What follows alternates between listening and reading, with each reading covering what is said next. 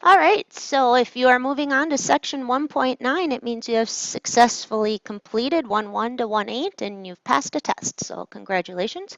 In section 1.9, and again, put the date on it, please. Section 1.9, we are going to be starting one of many sections on factoring, and I think you know where I'm going with that because you guys did this last semester. We're going to take it nice and slow and make sure, because factoring is the basis for a couple of the other chapters, so we've got to make sure we can do it correctly. So our goal today is going to be, how do I factor a trinomial? And we're going to actually make it a quadratic trinomial, which means it's going to look like ax squared. Oops, sorry about that.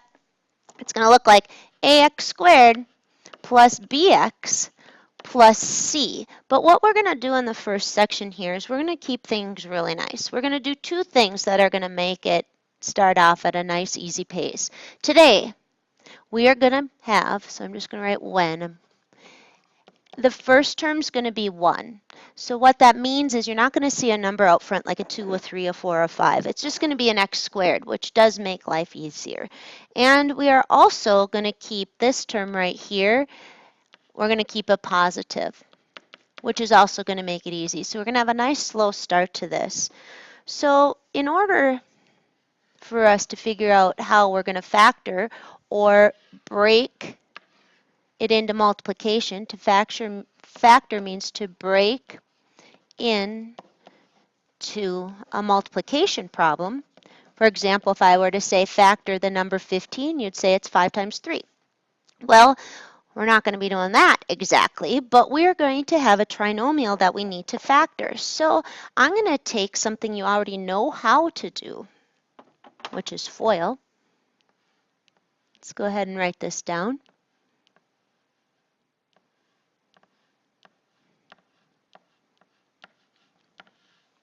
We're going to multiply these, and we're going to FOIL them, and we'll do it quite quickly. X times x is x squared. My outside gives me 7x. My inside gives me 3x. And my lasts, when I multiply them, give me 21. And here's what's really important. I'm combining the O and the I and getting a 10x. And what we're going to do is work backwards. We're going to take this answer right here and figure out how we could go back and break it apart into the original, which we can already see, so that's kind of nice. But let's undo that process and see where these numbers came from. This 21 came from multiplying the last terms in the polynomial. This x squared came from multiplying the first terms in the polynomial. This 10 in the middle came from doing outside plus inside. So when I'm undoing this, and I'm thinking of this as ax squared plus bx plus c, where a is a 1, b is a 10, and c is a 21. So kind of think about it as like ax squared plus bx plus c. If I am trying to break this apart, notice that that last term right here, the c, came from multiplying these two. So I try to think of numbers that multiply to equal 21, and I really don't have many options because 21 doesn't have many factors. But I think 21 times 1 is one way I could get a 21. 7 times 3 is the only other way. And when I'm trying to decide who's the winner, I go and I say, well, whatever I put there, they had to add up to 10 or add up to that b term. So it had to be the 7 and the 3. So when I go and try to factor this, I'm really trying to foil it, which means when I foiled, my firsts had to give me x squared, x times x. My lasts have to give me 21, but I also have to make sure they add up to 10, so I choose 3 and 7. And I work my way back to the original problem. So I kind of just went full circle with that, but I wanted you to see what you're looking for.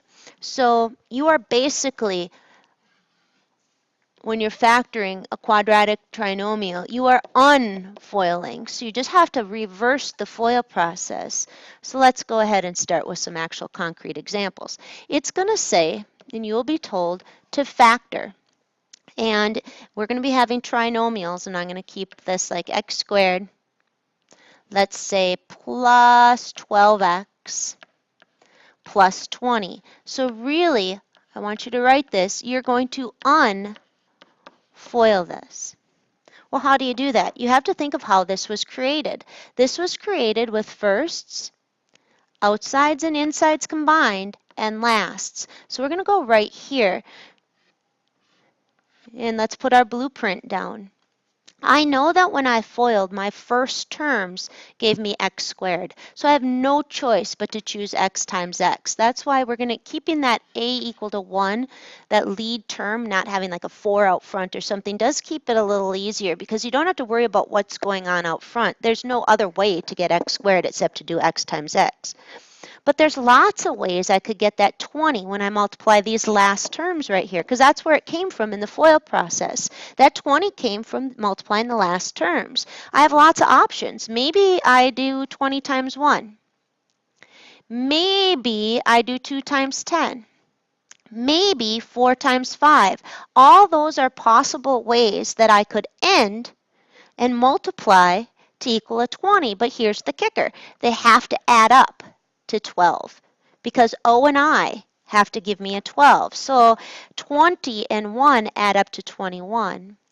2 and 10 add up to 12. 4 and 5 add up to 9. So I would have to end this in a 2 and a 10, and it doesn't matter which one you put where. Now watch. Ideally, if I did it right, I should be able to FOIL my answer and get the original one back. So let's check it.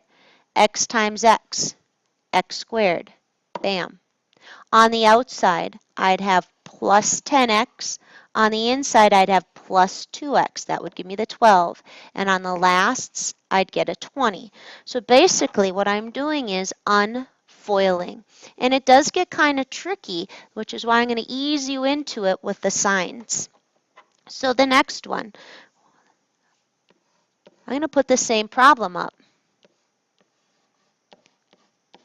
This is almost the same. I started it the same and I ended it the same, but now notice my middle is a 9.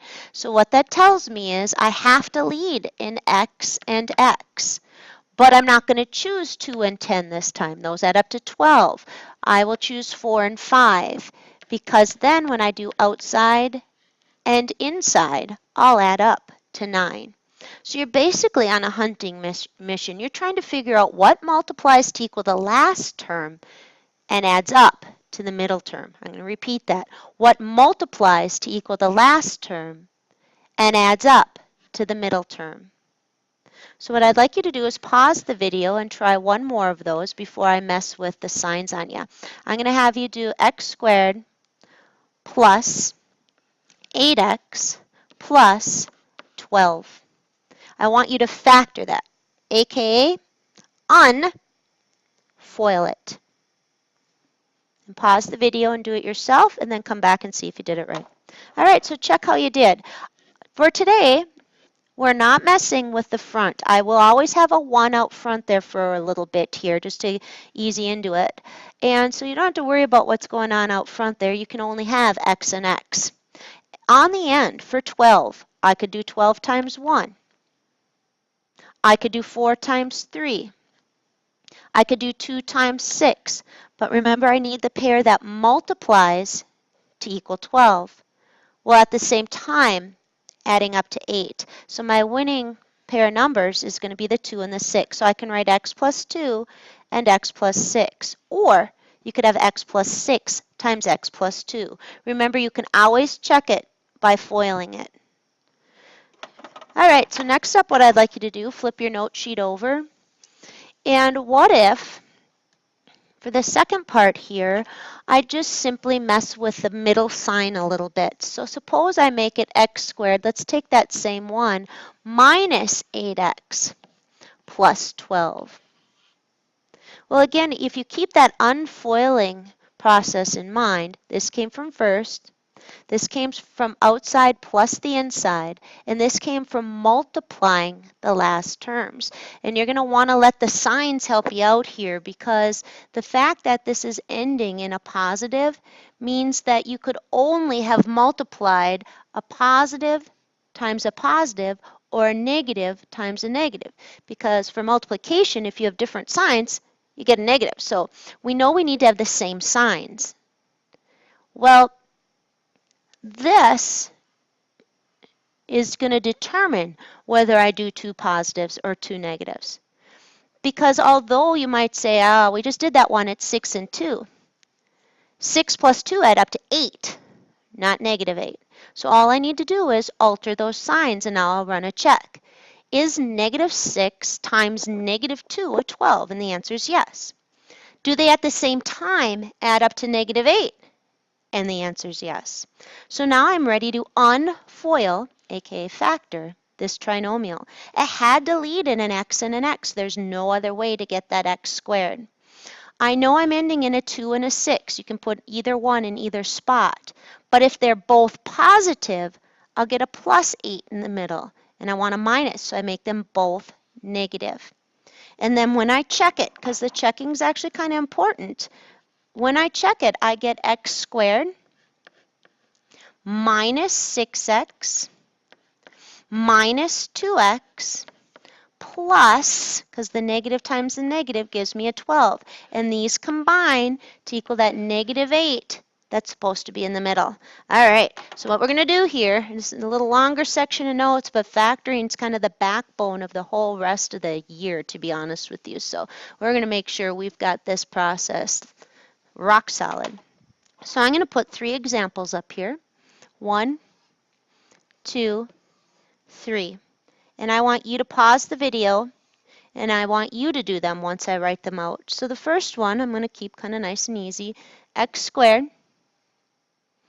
plus 12x plus 36. I would like you to factor that, aka unfoil it. When you're done with that one, I'd like you to do x squared minus 17x plus 70. And then when you're done with that one, oh, that's a crappy looking 7, sorry about that. And then when you're done with that one, I like to cross my 7s, you're going to do x squared minus 26x plus 48. And before you start these, I'm going to repeat what you're looking for. You're unfoiling them. All of these have to have, let's go put the same blueprint down for each of those. Let's get you started here. And then I'm going to have you pause the video in just a second. All of these, because they're leading in just 1x squared, 1x squared, 1x squared, you have no choices to make out front today. That will come later. It has to be x times x. That's the only way you can multiply and get x squared. Your decision comes here at the last term, because there's multiple ways you can multiply to equal 36, many ways you can multiply to equal 70, and many ways you can multiply 2 numbers and get a 48. So you have to think of those. And the decision is made by the middle number, because they have to multiply to equal the last number and add up to the middle number, and then let the signs help you out as well. So I want you to pause the video and go try to do these 3 on your own, and then come back and play the video. Keep in mind, if you just go through it with me and don't pause and then actually try it on your own, when you get to the worksheet, you're probably not going to do as well, and it's going to end up costing you more time, because I don't let you move on until you're doing things correctly. So it's kind of a catch-22. So make sure you go try these on your own. So pause the video. All right, now that you're back, what multiplies to equal 36? And just let them start popping into your head until 4 and 9. I know that's not the winner, because those add up to 13, so that's out. 2 and 18. I know that's not the winner because those add up to 20. Remember, I'm trying to add up to a 12. 6 and 6. Ah, there it is. So I'm going to end in a 6 and a 6. Are they both positive or both negative? I know because I'm ending in a plus here, they have to be the same sign. So again, because everything's positive, this will be positive. So that's the answer to the first one. And you can always check them by doing what? Foiling. All right, so at the end here, what multiplies to equal 70? Well, the most obvious thing that pops into my head is 7 times 10. And that is totally true. However, 7 and 10 add up to 17. You need to add up to negative 17. So you have to have two minuses. So we need to have a minus 7 and a minus 10. And again, you could have had a minus 10 and then a minus 7. That doesn't matter. Now, 48 has a lot of stuff in it. A lot. I like it a lot. It has a whole lot of factors in it. I'm going to go move this down a little bit. So let's begin. What multiplies to equal 48? Well, what pops into your head first? 6 and 8. Nope. Why not? They need to add up to negative 26. So that's out. 3 and 16. That multiplies to equal 48. Unfortunately, those add up to 19. That's out. Maybe you're stuck. Note that it's even. 2 times 24. Ah, there it is. Let's suppose, though, that then you did 4 and 12. Again, that'd be out. So here's my winning pair numbers because they add up to 26, but I've got to make sure they add up to negative 26. So I do a minus 2 and a minus 24. So you are ready to do worksheet number 9, as long as you write this summary first. So to factor ax squared plus bx plus c. Bam, basically meaning unfoil it. When, and we kept it nice and simple today, we made sure that that lead was always x squared, not like 3x squared or 4x squared. We also kept c positive right here at the end. I didn't end in any negatives yet. That's coming. What do? I find two numbers. It's really just a search for two numbers which, or that, have to meet two criteria. Number one, they have to multiply to equal the last term, which we call c. Like right here, they have to multiply to equal 48. At the same time, they need to add up to the middle term, which we call b, right here. So it's really just a mission. Find a couple numbers and make sure that they multiply to equal the last term and add up to the middle term. So show me these notes and you are ready for worksheet number 9. Go Team Expo.